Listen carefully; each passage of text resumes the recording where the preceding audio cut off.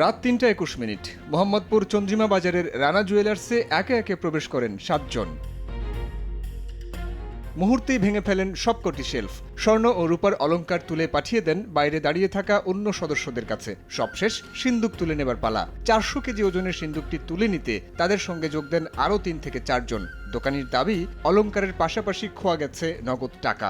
50 ভরি আছে কাস্টমারের আর আমার ব্যক্তিগত, দুইটা মিলে 50 ভরির মতো আছে। বন্ধকের আছে 20 ভরি। হ্যাঁ, এই মোট 70 ভরি। আর রূপা আছে 600 ভরি। হ্যাঁ, আর কিছু ক্যাশ টাকাও ছিল।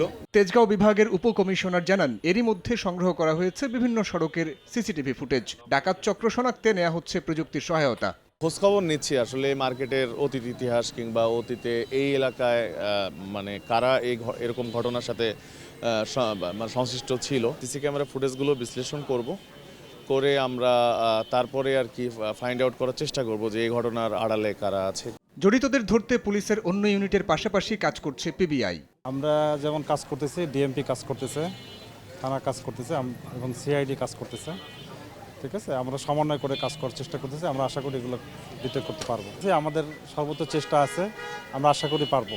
পুরো ঘটনাটি ঘটে মাত্র ৪ মিনিট ৪২ সেকেন্ডে। দোকানি জানান, চুরি যাওয়া অলংকারের বাজার মূল্য প্রায় ১,৮০,০০,০০০ টাকা। সাইফুল রুদ্র, সময় সংবাদ, ঢাকা।